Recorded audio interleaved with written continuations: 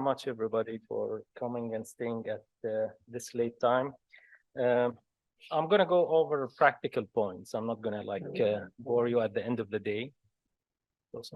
This way? Is it better? Better? You can hear me? Okay. All right. So as I said, it's going to be mainly practical points we are going to go over. Understanding the burden of the disease and the financial burden. These are the numbers we are looking at. Women are more affected by IBS.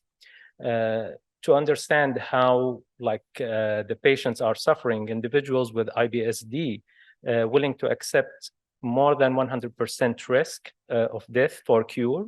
And some of them, they can give up more than 25 or up to 25% of their remaining life just for a cure. We don't have a cure yet. We are still actually trying to understand what's causing IBS and how we can help the patients with IBS. There has been quite development, but we're not quite there yet. The pathophysiology is very complicated, and we need to understand that the irritable bowel syndrome is an umbrella term. There is no structural or biochemical basis to diagnose it or to rule it out. Treatment are not sufficient, and the natural history of the disorder most likely not to be changed by the long-term management. The pathogenesis is, as I said, is complicated, but if you look at those factors, it's like mini IBD. So this is something we need to bear in mind. Those patients, they have real symptoms and they are really suffering. The adverse childhood experience is a risk factor. The microbiota is studied, but it's inconclusive. But there are changes in the microbiota in the IBS patients compared to the control for sure. The microbiota can cause the fermentation and intraluminally, but there is also an interaction with the mast cells, which in turn, it can upregulate or downregulate the chemical cascade and the end, which is affecting the small muscles, the smooth muscles and the enteric nervous system. Patient has to have genetic predisposition and environmental exposure to have the IBS. The mental stress has direct effects on the enteric nervous system and on the mast cells. So there is an inflammatory process we need to be aware of. So the diagnosis, do we rule in or rule out? Actually, we all know the Rome 4 criteria, and they are about to come out with Rome 5 criteria. But mainly they are both. You need first, to ask about the symptom presentation to rule in, and then to rule out the alarm features. And in this case, you need the minimal kind of investigation to diagnose the patients. But just by the clinical picture and the questions you can ask, the accuracy can be up to 98%, or actually it's close to 98%.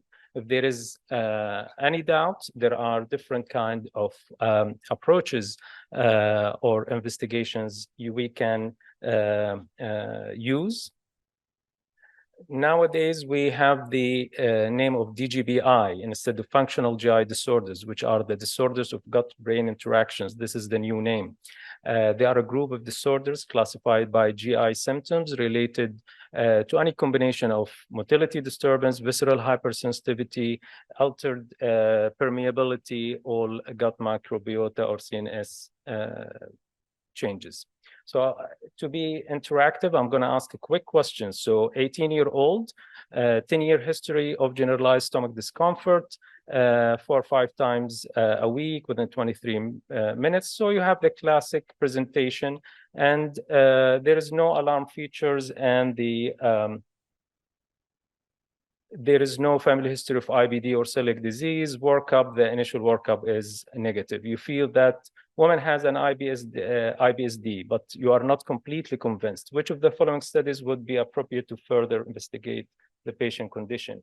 Is it celiac serology, CT enterography, stool for fecal leukocytes, serum erythrocytes, or ESR, or colonoscopy? Anybody? You don't have to, you can just shout the, all right.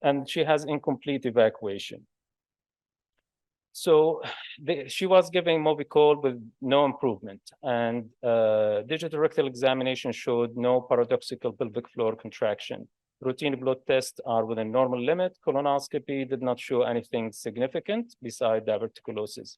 What would you recommend to treat this IBS-C patient? Is it magnesium citrate? Is it anorectal biofeedback therapy? Is it linaclotide, Linzess, or Constella? Or is it prucalopride?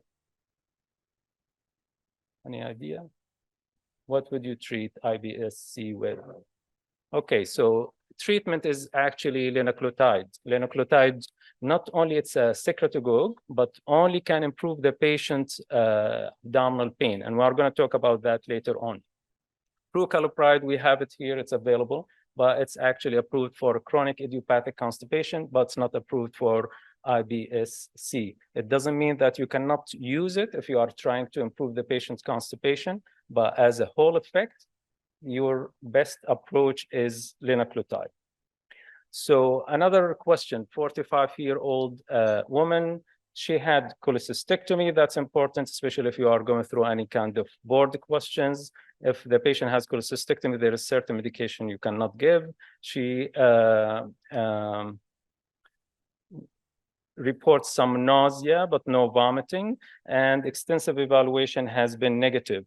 Which is the following is the most appropriate treatment options for this patient condition? Is it hyoscyamine or antispasmodics? Is it linaclotide? Is it lubiprostone? Is it iloxaduline, which is Vybersi, or amitriptyline? In this case, you have two medication, two drugs, you can treat IBS-C with, which is linaclotide and lubiprostone. The difference is linaclotide is a better choice because linaclotide can treat also the abdominal pain. Lubiprostone might not be as good as linaclotide or even as a Trulance, which is the plicanotide, in treating the abdominal pain and constipation. However, the nausea also is a major factor here. The patients who have nausea, their nausea can worsen by giving lubiprostone. So the mechanism of secretagogues are as the following, but like the most important factor, as we said, the group of medication, linaclotide, Linzess, or Constella here, plicanotide, which is Trulance, can act on the neurofibers. So this is why abdominal pain can improve in this group of medication compared to lubiprostone. So lubiprostone can be given 8 microgram twice a day, up to 24 microgram twice a day, but nausea is the main side effect. The linaclotide or Linzess is a better choice for patients who have severe abdominal pain with the IBS constipation, but we need to make sure that we understand that those patients can have severe abdominal cramps and diarrhea when you start them on linaclotide. The one of the advice I give to the patient that they should take them 45 minutes before breakfast. I tell them if they take them closer to the time of their eating, they might end up with severe explosive diarrhea and abdominal pain. And they can go up and down in the doses until they find the right dose for them. Patients with constipation, whatever you give them at the beginning, they might end up with abdominal pain and diarrhea. You need to tell them, like, if they continue to take the medication regularly, they are going to be more regular, and then even the formation of the stool would be better, and they will improve.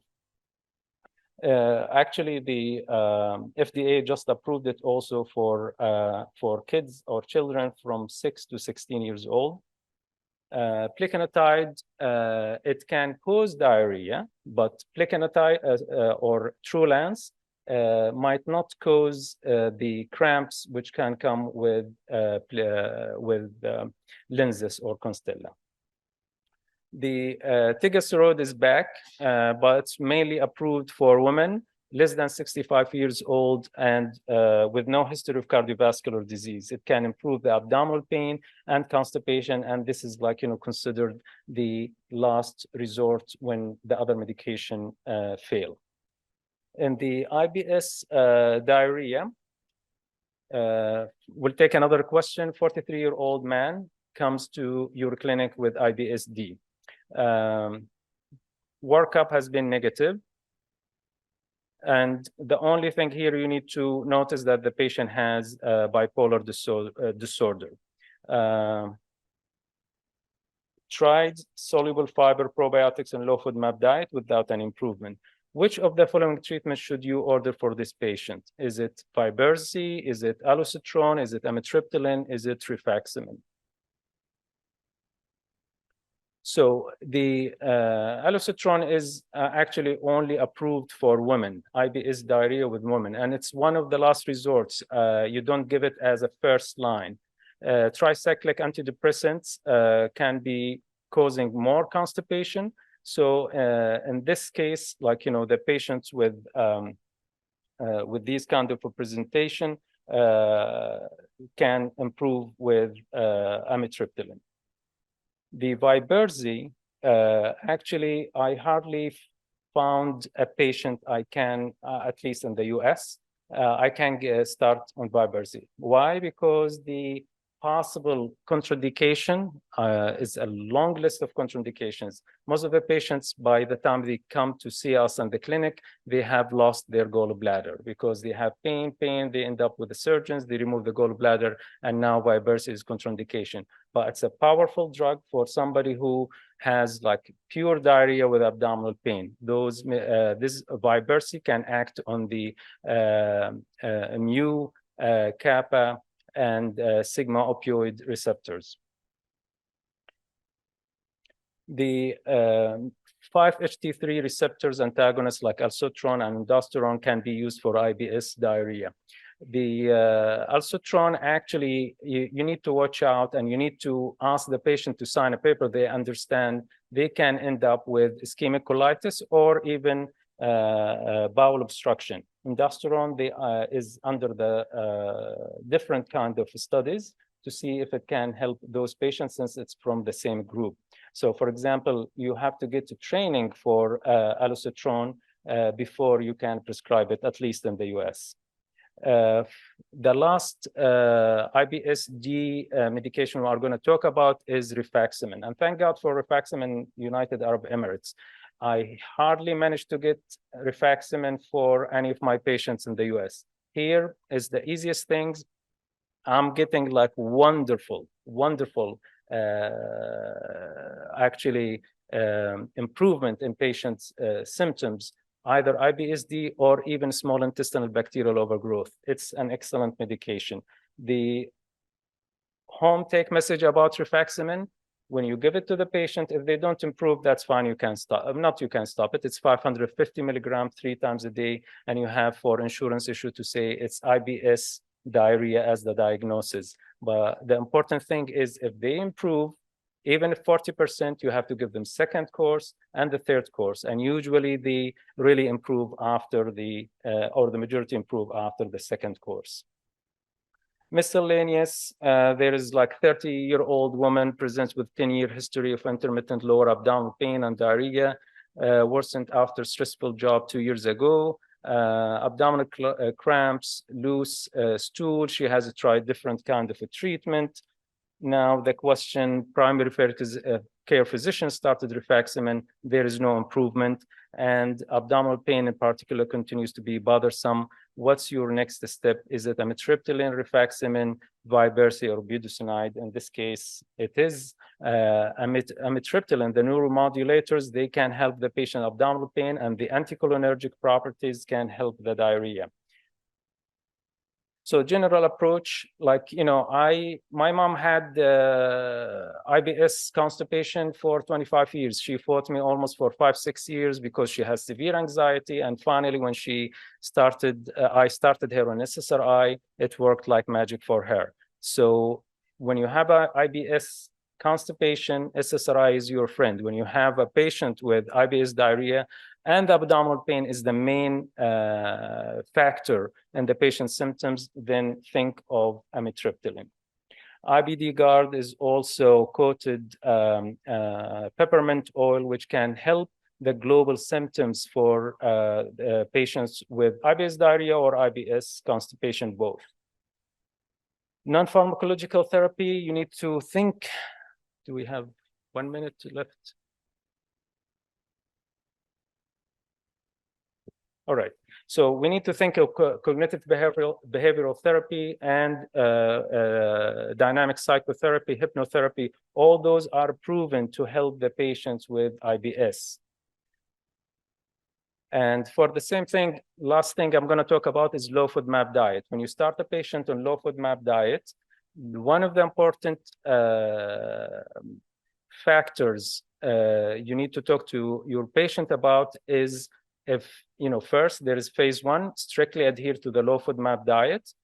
After that, if there's no improvement, they can stop it. If they improve after 6 weeks, tell them you have to personalize it. You need to reintroduce each factor by itself for a few days and see if you improve. If you improve, then this is the type of food you are going to avoid for the rest of your life. If not, this is like something you can reintroduce to your diet.